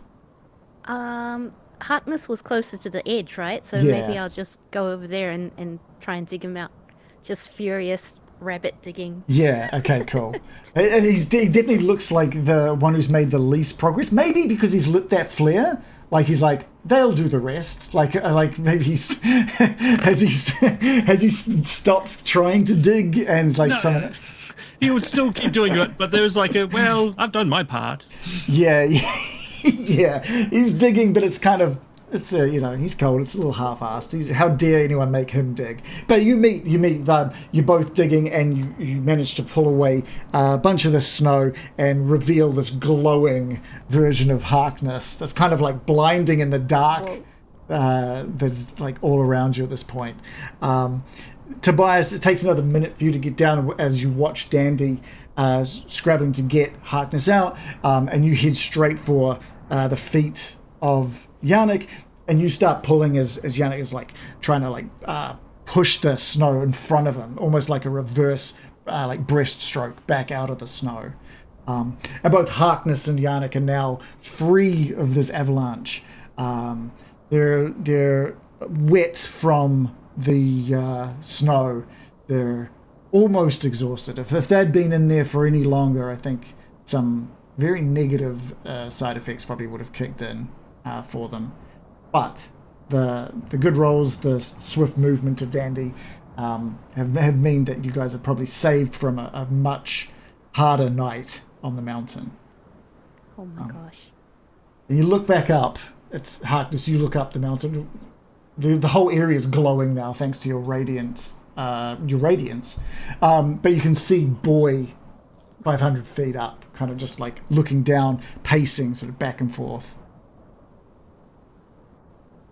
I'm very uncomfortable right now. Oh, who's ready to climb up another 500 feet then? Are you all okay? God. Are we okay? Are you guys okay? Good thing that lead foot of yours, Yannick. We could have spotted that a mile off. Yeah, I don't know if there was a help or a hindrance under all that snow.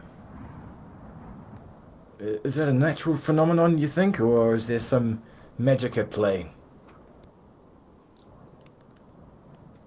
I didn't notice any magic, but and the cairn is known to be treacherous. There's a lot of mining that happens, so could have been anything that caused that, I guess. So what's the plan? Can I hear or see anything? Nothing. The only thing you're hearing is like the bleating of the goats a couple of 100 feet above you that are also like looking down at you.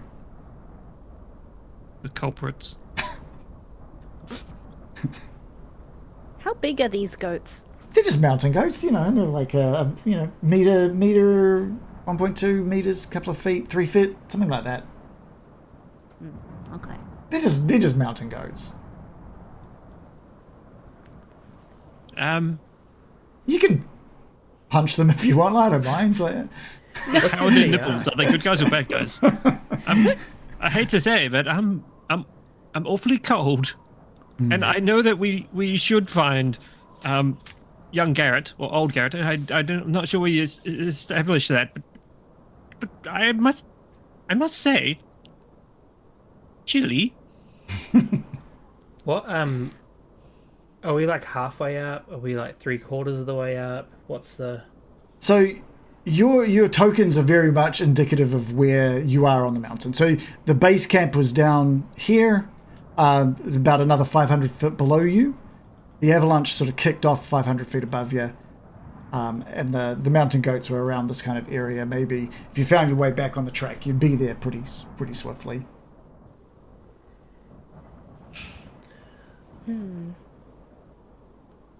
How is everyone feeling? Should we head off? What do you think, Yannick? I am concerned for Garret, and I feel like we should do our best to save him. I do feel like this, given how treacherous this mountain is, time is of the essence. And Boy kind of like punctuates that with like a echoing whimper down from the mountain. Are you okay, Harkness, if we continue? One moment. Bida 2, and he touches Yannick's coat and starts warming it. And then Thank you. his own. Okay, cool. Okay, I mean- shall we blip then? The journey back up this hill again, just as treacherous as it was before. You pass through the little area with the goats sort of like squeezing in between some of the rocks. You find that sort of flat area that you crossed where the avalanche hits. You can see Boy on the other side of that sort of flat area of packed snow. This is a little bit higher of like the snow's a little packed a little bit higher now. Just sort of crunching through a little bit more warily. You look up to the mountaintop, there's nothing. Harkness sees a selection of the mountain, which is now uncovered rock, which is where this avalanche had probably started. But you make it across. You make it back over to Boy. Boy is super excited. He runs in circles a couple of times before continuing off up the mountain. And it's only maybe 5 minutes further up this mountain that you reach a steep snow-covered incline dotted with these jagged rocks. And lying face down in the snow, barely conscious, is a humanoid in blood-stained cold weather clothing. Is there anyone in the clothing? Yes, yeah, there's a person in that clothing. Okay. Oh, I say. Can I check if he's breathing? Yes, he looks to be alive, just barely conscious. His eyes are kind of rolling back in his head. He's this rugged guy, bearded, big beard on his face. And there was like in the living area of Keenan's place was like an artistic drawing of both Keenan and Garret together. And the big beard, he had it in that image, and here it is now on the body of this person in front of you. And Boy is super excited, like tugging at like the leg of Garret. Garret, are you okay? and he's like reaches out to try and like just grab on, but it's this really tired grasp onto your arm, Yannick. And he goes to speak, and it's his mouth is all chapped and dried. He can't get anything else out, and there's blood all over his clothes. And the only thing that he manages to get out from his hoarse, dry throat is the word Yeti. And we'll end it there tonight. I think that's a good place to end it for the night. You're not going to let him finish the Was he sentence with pointing? Yeti-free area? No, he's just had one grasp on Yannick's arm. That's it. Wasn't pointing. All right. The rest of his sentence Yeti was... what? Yeti what? I thought we could have played for a little bit longer, but I thought that was a nice way to put a full stop on the session. Maybe an exclamation mark on the session. Hooray! Hey, awesome! That was great. Oh, thank you all. And you've now experienced the 2 weather effects of this campaign, which is blizzards and avalanches. Glad they're done. Yeah, thanks. I hate it. The fact that it's in the book makes me think it's not like the rules for it makes me think it's not a one and done. I don't know that yet, but I'm just gonna assume that neither of those was a one and done. Oh, poor John. Yay. It's cool that it's got these extra mechanics. Yeah, I thought so as well. That's yeah. I keep saying this, but ever since I first read this book, I was very excited to run it, just because it does have very cool mechanics. Although, maybe it is a one and done, because I don't know if you're going to be... There were rules specifically for knucklehead trout fishing. I don't know if you're going to do more of that or not. So maybe that comes up large in the final act. I don't know. The final boss. It's just a knucklehead trout. It's a fishing competition. It's like if you find a bit of knucklehead trout, then I shall leave the frozen north. You're on. Yeah. And it's just 8 sessions of rolling the same thing over and over again. It'd be funny to have like a RPG where there's like a fighting mini game and the rest of it's just fishing. Yeah. This one, you mean? I thought it would be really, at one point when I started getting into tabletop RPGs, I thought it would be really cool, but I couldn't figure out how to do it. I thought it'd be really cool to do a golfing tabletop RPG. And so it's like a group of people going out golfing. It's like a big competition. And like, I was like, how do I make this work? I thought it would be awesome, but it's about making it interesting every minute of the game. It would be, I think, hard. Had you just turned 40? Honestly, I think so. I think I had just turned 40, to be honest. I mean, I'd play it. Right? And I was like, it could be just one of those like solo tabletop RPGs where you just play it by yourself. And then you can team up and go out with your mates for like, and you could, the way I had like it planned was like the campaign would be, the final boss is the tournament. And so then you've got like practice rounds and driving ranges and stuff like that on your journey to the big tournament. I thought that would be amazing. I thought you were like... One. Is there? Yeah. There's a what one? A baseball one. Really? Yeah. That's interesting. I'd give that a go. I mean, I don't have it. Ah, okay. Gar in chat says, I avoid golf in real life, but not for the same reason I avoid fighting orcs. It's I think I can see why people take up golfing. I could totally see myself as the kind of guy that goes out for a round every weekend. Would it be like normal golf, or would it be like anime style, like I cast gravity bomb? That would be. I think you'd need to level it up to that kind of thing. So you level up, and as you level up, you unlock new abilities and Can stuff I hit like the ball off the moon on the rebound and then down into the hole? Like Azura's Wrath, sort of. Yeah. Oh, dude. Yes. What a point. Drop Shadow said, a game about a game where to win you have to play less of that game. Dan says, Orcs would have a mean swing. Poor short game, though. See, I'm saying you could even, like, base it in Faerun if you wanted to. Like the Waterdeep golfing tour. Champions Cup. Yeah. Yeah. Tell me I'm not onto something. I don't know what that something is, but I feel like I'm onto something there. Let's place bets for next session. Oriel's like, nah, it's fine, guys. Sun comes out, grass grows. Yeah, Welcome yeah. to my putt-putt. We've opened up a golf course. Yeah. The Faerun putt-putt. It's just on the other side of Kelvin's cairn. Yeah. Now the final thing is you have to shoot it up Kelvin's cairn and the hole's right at the top and it just keeps rolling back down. Yeah. Random terrain generator. Yeah. Magical mods for your gear. 10 towns, 10 holes. See, they each have like a 9-hole golf like practice course.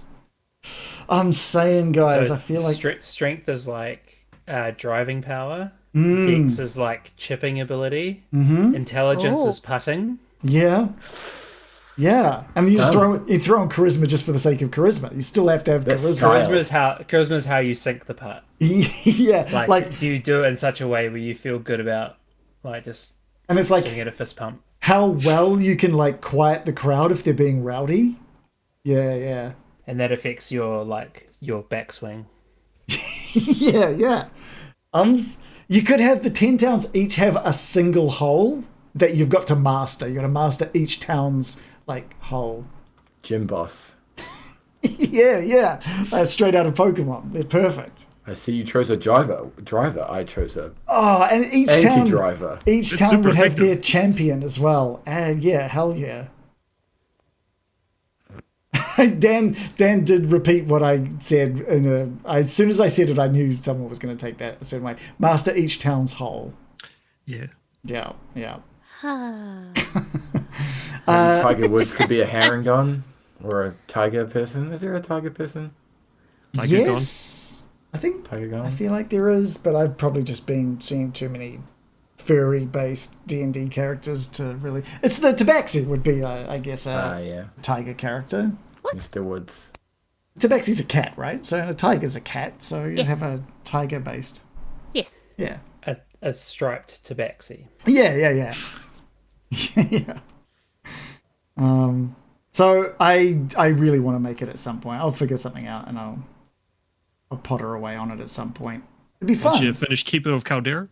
Well, yes, I do need to continue. Well, look, I'm very excited. I've got a whole bunch of new art, thanks to Joe, in the game at the moment. I'm going to be putting together a new build that I absolutely would love people to play test if they've got a Windows PC and would like to play test it. Just jump into our Discord. The link just came up. Come and ask me for a copy, and you can play it for me and tell me if it works, if it's broken, how it's broken, how it's good, how it's bad. Like, I just want to know everything. So I'm going to be putting up a new build. Should be tomorrow. There's definitely, it's going to probably be pretty brutal. I think it hasn't been, the numbers haven't been finessed enough at the moment. I made some changes, see if there's like higher level monsters now. So, but I've got the bestiary is in now and it works, and you can unlock things and it just works. Whole new art, whole new everything. It's going to be cool. It's very, very And cool. then Nets Patch has the golfing minigame. Don't tempt It's a secret me. level. I- Level. That if I had like $1 million and a team working on it, then I would probably do something like that. I think that'd be awesome. That's the top tier of Patreon, right? $1 million. Yeah. But yes, and we gave it a new name. So I thought the campaign that we ran, the D&D campaign we ran, was called Caldera's Call. It's going to be mainly the same story, but a little different. And we figured the last thing I want is, if this game gets any kind of traction, people hearing about a game called Caldera's Call and then just finding like some D&D group on YouTube. So we've changed the name of the game to Keepers of Caldera, which I think is a very cool, like, keeps the theme. And if people do find Caldera's Call as well, they can enjoy that, and it won't give away the complete story. So But yeah, Patreon, you can support us here on Twitch. You can support us on YouTube if you're watching us there by giving us a subscribe, or you can subscribe to our Patreon either on the base. There's a free version where you can just get like free updates from us, and you can see how the game's going via that. There's like a just give us what you can as well tier. There's an early bird, so you get the episodes a week earlier than anyone else, and then there's the higher tier, which is helping support the development of the game. And please, seriously, if you want to play test it, it's like it'll take an hour. I think about an hour of play testing, and then I'll just ask you a bunch of questions about it. But please, I'd appreciate it. You don't need any kind of beastly. It'll run on a potato, so you're good. Yeah. Yay! Cool. All right, we'll see you guys. But do we want to? When do we want to take a break? At what point Monday's not going to work for people as we head into Christmas? I've still got another couple in me. Yeah, should we make the 15th our last one for the year? Is that good? Personally, yeah. Cool. All right, 2 more. That takes us to even like the 22nd if people are down. Oh, I could do the 22nd if we needed to. Yeah. Depends if people are going away, because I imagine most people's last day of work is probably like the 19th or 24th. Oh, really? You're working all the way up. Okay. Well, Ugh. we'll lock in the next 2, and then we can put a question mark on the one after that. But I think that'll be great. That'll get us to like 12 sessions in. We should be level 5 by then, right? Sweet. Yeah. Thank you. Inspiration. We almost forgot to do that. What are we putting our votes towards? Chat as well. Who do you think deserves some inspiration for tonight? What do you guys? Have you guys got any highlights of the session that you think deserve? I've got a thought for me personally. Christian's reaction to Mittens and being lost. I feel like that's got to be up there. It's still pretty raw. Yeah. And also Dandy doing her darndest to risk life and limb to save us. And the Yeti pan. My vote was definitely just for Dandy cutting herself free and helping 2 people not go down with the others. I thought that was a great move. We do have 2 votes in chat for Harkness, basically for losing Mittens. So I think we're gonna. If you don't, I'm assuming you don't already have it, Christian. So give yourself inspiration for tonight. There's a hole in my Harkness and it's all the way to China. Aww. And with that, I don't want to know what your Harkness is now. And why did your parents name you after it? There's one in each of 10 turns. You don't have to master it. The heart of Harkness. yeah. All right. Good night, everybody. We'll see you guys next Monday. We'll be back for episode 11, where we find out what Garret meant by Yeti. I think he probably meant there's a Yeti, but we'll see you guys next week. Thanks, bye. Thanks, everybody. Bye.